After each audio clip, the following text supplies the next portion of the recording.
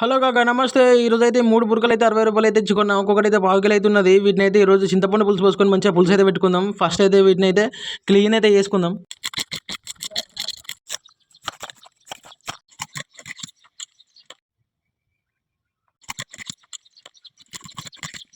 ఈ శుద్ధంగా కడిగి పెట్టుకున్న చేపలతో అయితే కూర అయితే వండుకుందాం.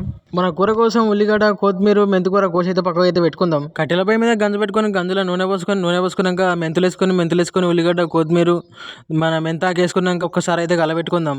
కలబెట్టుకున్నాక ఉప్పు, ధనియాల పొడి వేసి మళ్ళీ ఒకసారి అయితే కలబెడదాం. నెక్స్ట్ అయితే అల్లం పసుపు వేసుకొని అయితే మళ్ళీ ఒకసారి అయితే కలబెట్టుకుందాం. నెక్స్ట్ అయితే బురక ముక్కలు అయితే వేసుకుందాం. మాకనైతే 3 చేపలకు 60 రూపాయలకి వచ్చినాయి. మీకన్నా అయితే ఎంతకు వచ్చినా కామెంట్ చేయరు. ఎందుకంటే మా దగ్గర చేపలు చాలా చీప్, ఇక్కడ తక్కువ దొరుకుతాయి. రేట్ అయితే 60 రూపాయలకి 3 చేపలు వచ్చినాయి. నాకైతే కిలోకి ఎక్కువనే వచ్చినాయి ముక్కలు అయితే. మీ కాడైతే ఎంతకు వచ్చినా కామెంట్ అయితే చేయండి. చేపల కూర అన్నాక చింతపండు అయితే నడవది. కొంచెం చింతపండు పోసుకొని కొంచెం కారపొడి, ఇంత ఉప్పు వేసుకొని అయితే ఒక్కసారి అయితే మంచిగా నీట్గా కలబెట్టుకుందాం. మన కూర ఉడుకుతుంటే చూడండి సౌండ్ అయితే ఎట్లా వస్తుందో ఒత్తుకొత్తు కానీ.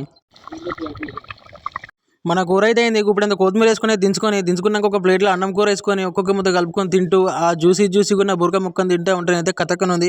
పోయేటప్పుడు లైక్, సబ్స్క్రైబ్ మీద ఒక దెబ్బ అయితే వేసిపోండి అన్నావు.